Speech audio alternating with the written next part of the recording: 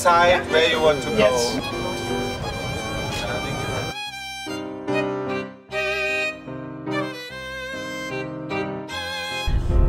I'm very disillusioned with the British government. David Cameron and Nick Clegg were never properly elected by the majority. They are making laws which do not suit the people.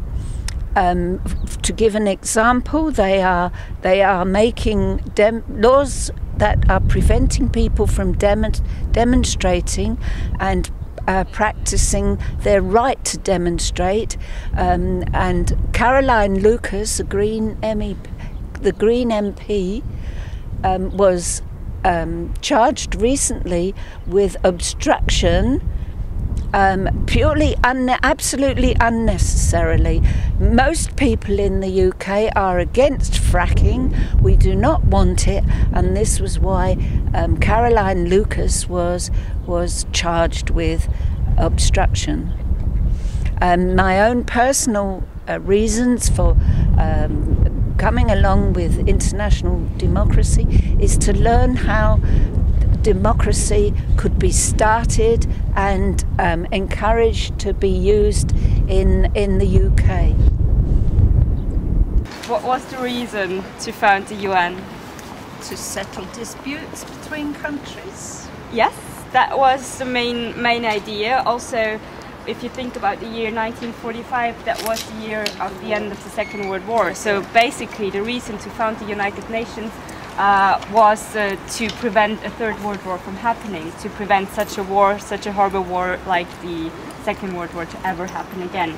I think democracy is just a way how power is separated, how power is distributed. So, and power is only a value that says how much influence will have your decisions. It's not about what you decide, it's about how much influence that will have. But let me come to the issue of the UN Parliamentary Assembly, which is in my view the key.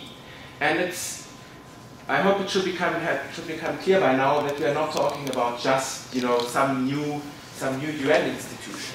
We are talking about the very first institution in the entire human history that would be mandated to represent us all as world citizens at the global level. Something that has never existed. Something that is changing the paradigm of international law completely.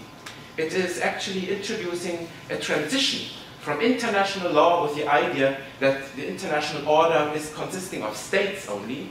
It is transitioning to the idea of a global order that is actually respecting the equality of all world citizens. If we look at the Indian democracy, even we claim that India is the biggest democracy of the world.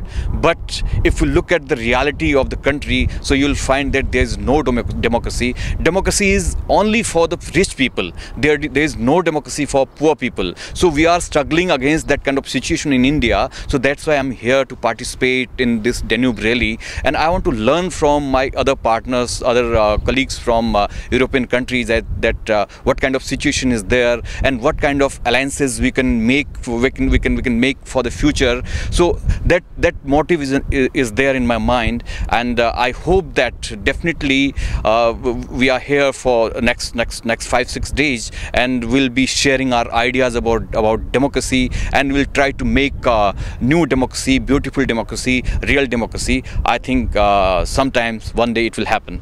Thank you so much. Hands, can you please hold it like that? Very good. Very good. Good.